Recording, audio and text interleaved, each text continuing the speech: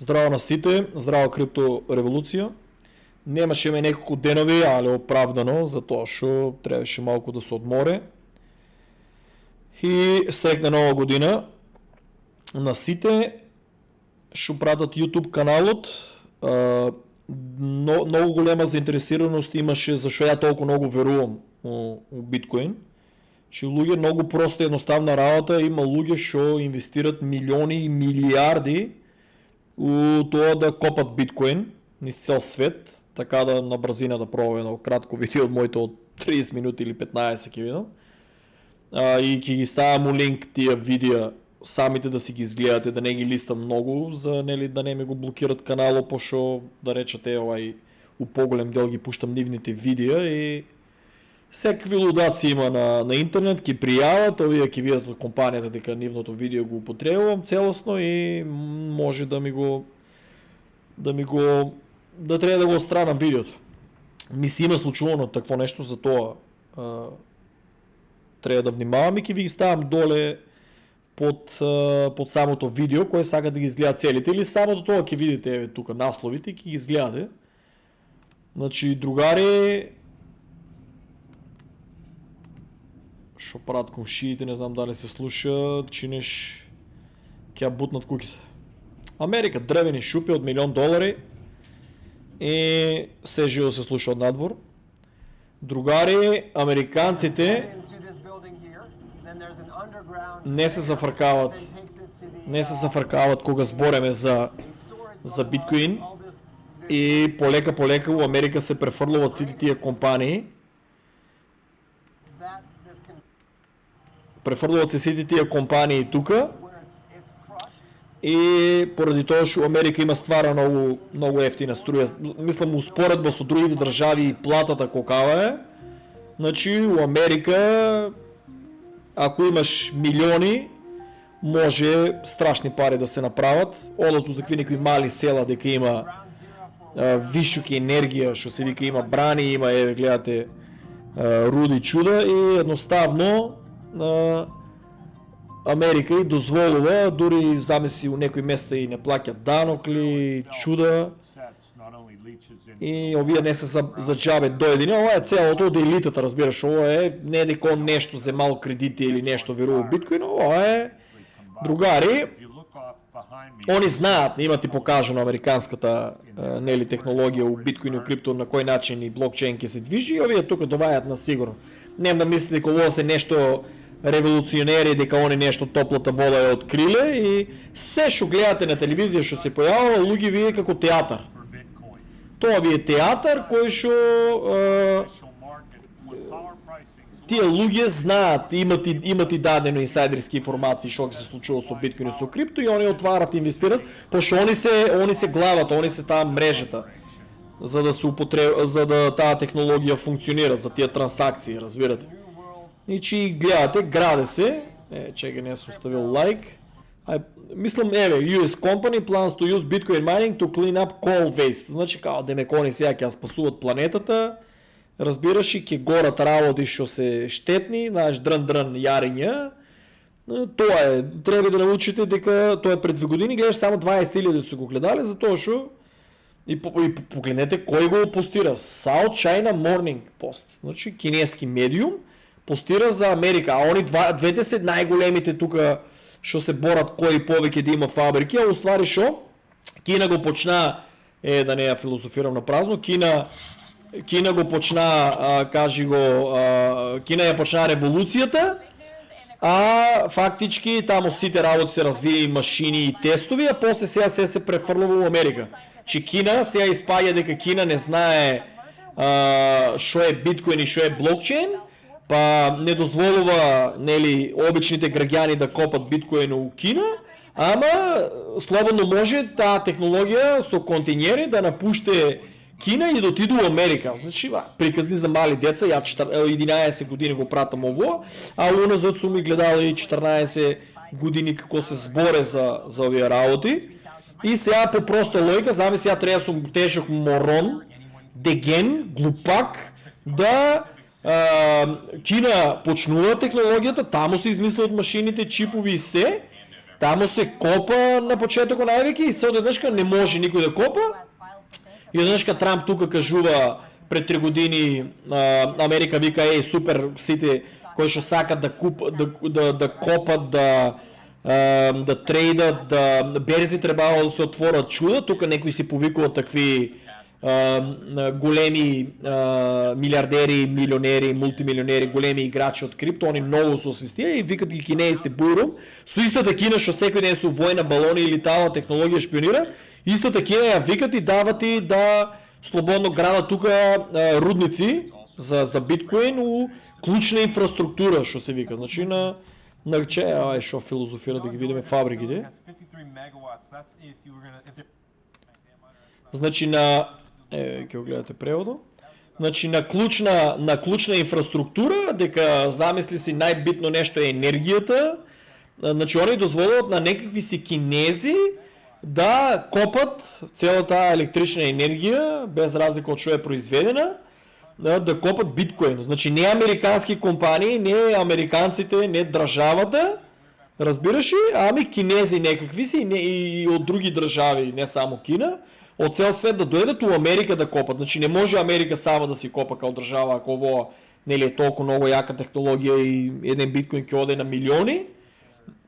Не можат они да произведуваат чипови и тие работи и да измислат и машини и инфраструктура и се, че мал дел е овакви крипто јутубери што почнаа на почеток и што се земале кредити или што се направиле добар влог, они што имат уложено, окей, разбирам, нели, Америка што и помага и се, и со помал данок, и со земја дека да земат, и со спрема на нели, намаление за инфраструктура и бонуси и чуда, да, ама у поголем дел ти да даваш на кинези и други луѓе од надвор да доваѓаат у Америка, тоа е договорена игра и нема тука паметни бизнисмени. Ти американците у 90% се знаат инсайдерски информации и си спремат ја таа инфраструктура. 10% да, има луѓе што ризикуваат, што се направиле пари и за фабрики и се, ама тие се 10% што знаат што прават и пратат, разбираш, што се управите у крипто.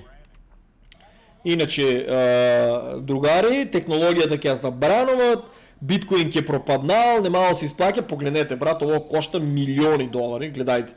Че ово само да се изладе брат, ово само да се надгледува и да се одржува, траже сериозна екипа на луѓе, значи ово другари вие ќе ви изгоре ваш една силица не знаете дома, ќе изгоре еден лустер брат, че не знаеме да го смениме и јас се правам паметен.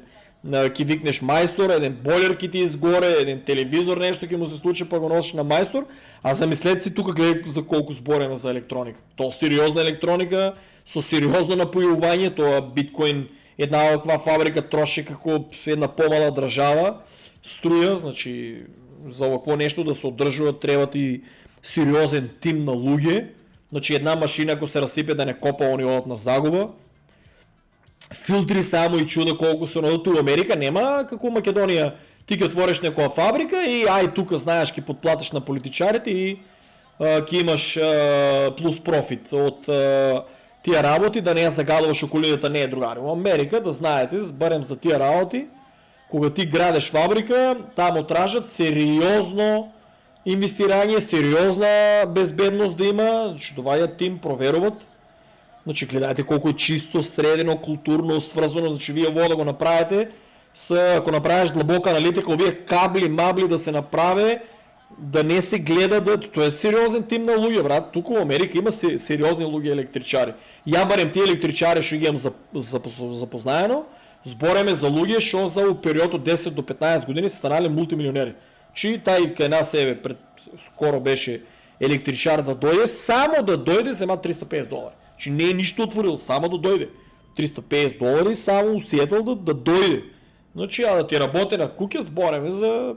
Или овакво нешто да составе, збореме за милионски суми е платено за да го состават. И вие луѓе со сигурност ќе си ги избият парите. Гледаш ово пред колку години видеото пред една година. Значи, типо, само што е скопал и сега, значи, замислете си, че више е на профит. Значи, другари, кога ќе зборите за биткоин, гледај Значи Кочани нема лаква електростаница, а овие имат за биткоин посебна. Че другари, значи секогаш кога како се вика, секогаш кога ќе почнете да паничите, ќе паѓа, нема да постое. Луѓе, треба оваа фабрика да се запале, не дай Боже, треба да се затворе, да почнат масовно низ цел свет и у Америка посебно да се затварат. У цел свет се затварат за да дойдат тука. Ама треба и у Кина и у Америка, посебно у Америка треба да се затворат овие фабрики. Разбира се, за да вие се изплашите дека нешто треба да падне. Значи, луѓе, ја имам правено овакви видеа, најчесто не излават на луѓето како рекомендат, како препорачено, пошто нели ние за шопане македонските јутубери да одеме напред, треба америчките да одат, разбираш. Ме може само да го користам видеото, да го прилитам, да го прилистам. Може само да ми го ова братче ме најнервира кога програмата требаше да ја исклучувам позади. Ке ми заглаве целиот такво, че само на секунда. Оправи се. Значи, јас извинувам, али програмата ми знае да закоче, затоа што на автоматски си тражи таму некои работи. Видеото одеме на следното. Inside the largest Bitcoin mine in the USA. Пред 3 години е направено. Че гледајте луѓе. Ти Кочани има овакво нешто за да се напојува градо. Че луѓе, ја и преходно имам правено овакви видеа, ама треба да ги повторувам, пошто народот го мрзе да скролне надолу да види дека има и други видеа, например, значи, знаеш што луѓе има, брат, кога ги снимаш ново видео и праќа му порака, добро, гледал си го видео? Не. Гледал си го тоа видео? Не. Праќа му 10 видеа, гледал си ги? Не. И другари, разлистајте на надоле. Значи, овакви видеа мора да се повторуват за народот да се поослободе. Че луѓе, вие го сте уложили 500-1000 долари, што дава Македонија се многу пари, луѓе има некои што се уложили милиони за да изградат овие фабрики. Значи, Chinese Bitcoin Mining Company invest 25 million in new facility in Texas. Значи, кинези, значи нема американци, нема Америка, не може да. Кинези, братче, 25 милиони. 25 милиони е сериозна сума на пари. Луѓе, вие паничите за 500.000 долари сте ги ставили у биткоин, у Ethereum, Cardano, ке пропаднал, пораки за нова година падна там биткоин малку, леле брат ке падне до 50.000, толку заврши бул маркето. Луѓе, не ми праќајте пораки. Тоа се глупи, брат, пораки. Тоа се пораки, после се лутите, брат, јас сум бил арогантен ово. Че тоа се пораки, замислете вие 100 души да ми пратите пораки, како биткоин ќе паѓал на некој што цел ден гледа овакви работи, брат. Че вие му праќате на некој пораки што вие сте продадели биткоин на там 90 нешто илјади и си фантазирате дека он ќе падне на 50.000, да си купите многу повеќе и се чека ај на криптогуи ќе му пишеме, дел као демек брат, аме те го паѓа ово оно крај на свето, за вие да се осигурате дека не сте сгрешили. Да, сгрешили сте, брат. Биткоин, и други пишува ќе паднеше на 80.000, не падна. Луѓе и да падне на 85.000 е нормално. Што не па, тоа е обична корекција за тоа што милиардерите биткоин иако нели е трилиони, скоро 2 трилиона, луѓе некој да продаде 100 милиарди, вие луѓе, Македонија е држава која што со години, да не мешам политика, се уништува и народот се држи стварно на мали плати. Луѓе у Америка има луѓе што се немат по милиарди долари. Че за него да продаде, да изтрейда, да сруши некој да сруши биткоин, Ethereum, Cardano, Star Atlas е милиони, 2 милиона да продаде на Star Atlas, много лесно може да му бутне цената. Че луѓе нема што да паничите, овакви видеа гледај, че вие се уложиле милионски суми, замислете колку електричари треба да надгледат овакво чудо, обезбедување, тим за безбедно cyber security, за да не се хакнат тия чуда, че дури да не ја преземе некој фабриката и да прате волето да му копа у друга држава. Мислам се што ќе скопа фабриката, Значи, гледај, троше струја за 150.000 домови у Тексас. Збореме у Тексас, толку е топло што тоа AC треба да работи нон-стоп. То не е како Македонија. Што тоа AC треба да работи нон-стоп. Че американците луѓе што потрошуват многу пари. И замислете си за 150.000 домови. Што е како цела Македонија оваа фабрика, сигурно сум дека троши. Тие 150.000 домови сигурно сум дека трошат, иако нели поевтино, ама сигурно на киловати трошат многу повеќе струја од Македонија. Че гледайте пумпи да се ладе, чуда, че луѓе овоја не е само да се уложи, овоја и да се одржува, тражи сериозен тим. Да се ладе, еве тука филтри, чуда како што ви кажувам. Гледајте шо е ово е ко нуклеарна централа, човече. Че гледај, треба да држе на одредена температура, да не изгорат тия машини, еве колку терахаши. Значи луѓе, доста е да напишете Bitcoin Mining Factories и ќе ви излезат, брат, овакви видеа. Че ќе ви излезат овакви видеа да... сега паз заглави заради майнинг операцијата од позади. Што не е майнинг операција, јадија машина, значи Star Atlas програмата што копа. Некако не е компатибилна со, кажи го, со OBS студиото ми нон-стоп нещо зафркава. Муко моја, тоа е Америката и интернет и се живо. Ще оставам на пауза. Да се надевам дека нема да ми се прекине видеото. Другари, 50 милиони 50 милиони типчето ютубер, крипто, почнува на време и тоа е. Почнува типчето и стигнува до...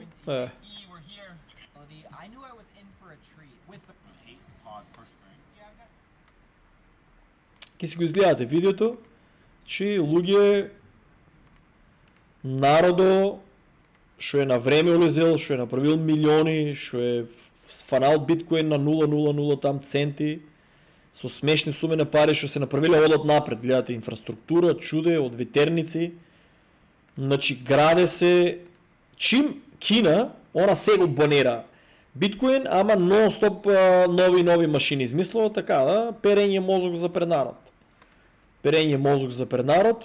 Еве, битка има помеѓу Кина и Америка за кој да е доминантен.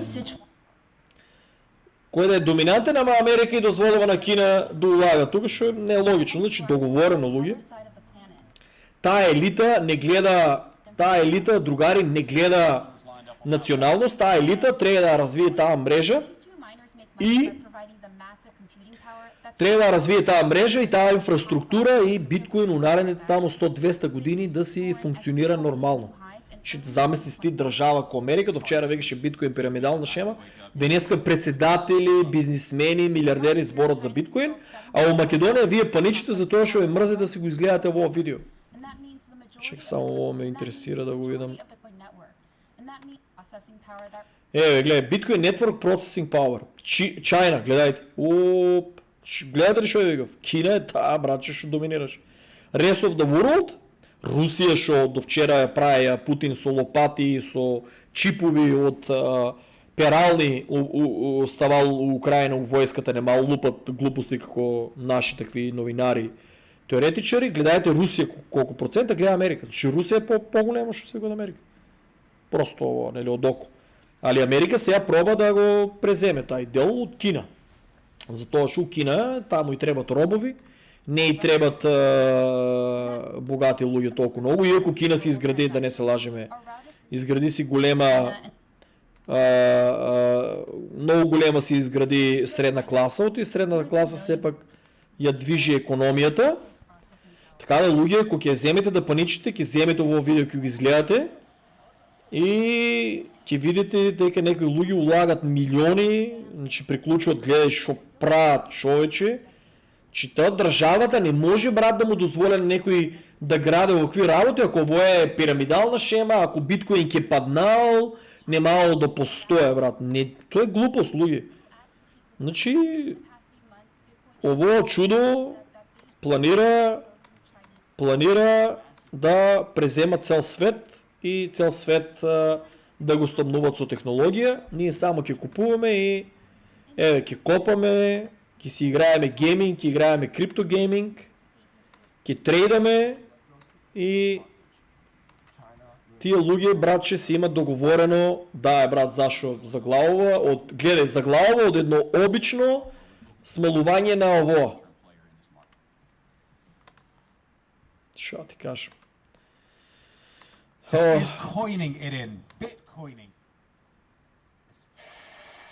Јас извинувам така, ако се изнервирам, разбираш, тута Америка и интернетот ќе коче, и браузерите ки нещо се фракават, и OBS Studio нещо, кога е безплатно, ќе направиш апдейт, ќе закочува, значи шо няма да измислят, само да трябва да потрошиш парички. Другари, овие видеа нема шо да... Доста, и да не думам, доста е само да го гледате и проста логика да употребяте. Гледаш ово, човече. Че в Македония ще нема тока и фабрики, луѓе, брат. Че како може да ми пратите порака дека биткоин ќе паднал и крај ќе нема да постоje? Че ние 11 години уште се убедуваме биткоин дека нема да постоje. Луѓе, ја ве разбирам, мала плата, немате да инвестирате, ама не може да одите негативно дека нешто нема да постоje, ако вие немате пари да го купите, брат. Ја разбирам, јас сум живеел во Македонија. Че јас сум бил дигитално неписмен, јас сум бил паразит од дома да тражам пари, јас сум бил таков, брат, шо ово, шо оно, ки биделе ово, ама првично ја почнувам така негативно, но после седнам, освестам се, направам аналитика и гледам дека не е така. Разбираш? Гледам дека оставам лайк, сум забравил, пред 3 години, ама тоа не значи, тие фабрики се оперативни, разбираш?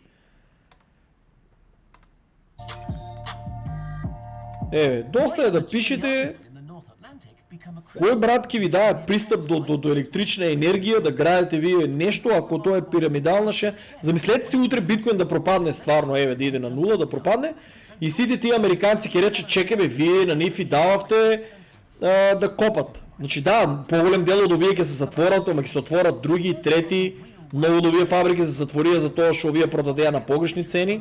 То да, затварат се, ама за една фабрика се отворе, за една фабрика да се затворе, 10 други ќе се отворат.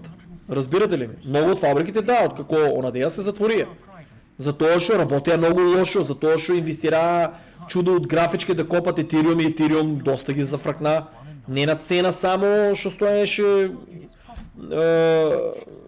нели не толку дали така како биткоин, туку стоеше, мислам туку го исклучија скрос од идеја да се копа дигитално. А не физички. Другари, тоа е тоа. Значи, нем да паничите, има, гледай само што, Bitcoin Factory in USA или Bitcoin Factory in the world. И ќе ви излезат, другари, чуда од видеа, надоле да си ги разгледате, ќе ви излезат чуда од видеа да видите колку има какво. Сега, кај вас у Македонија многу повише видеа ќе ви излезат, за разлика од кај мене од Македонија. Другари, нема што да паничите, биткоин у наредните 100-200 години со сигурност ќе постоje. Значи, ако постоje биткоин, значи Ethereum, Cardano и сите таа технологија која што ќе си ја, нели, си ја избрала елитата, си ја форсират, нема да пропадне, брат. Излизете од тај филм дека биткоин ќе пропадне или некој друг ќе отиде, ќе го замене. Не, биткоин е таткото, биткоин цел свет ќе го прифанат, најбогатите луѓе ќе се бројат по тоа, ќе се определуват колку сатоши, колку биткоини имат, и тоа е, другари. Истиот момент 11 години, само за шо ја мора да направам окви видеа, шорткат видео од 20 минути, да ве држам на таа позитивна линија дека тоа нема да пропадне. Чао, и сега ќе направам и второ видео за берзата.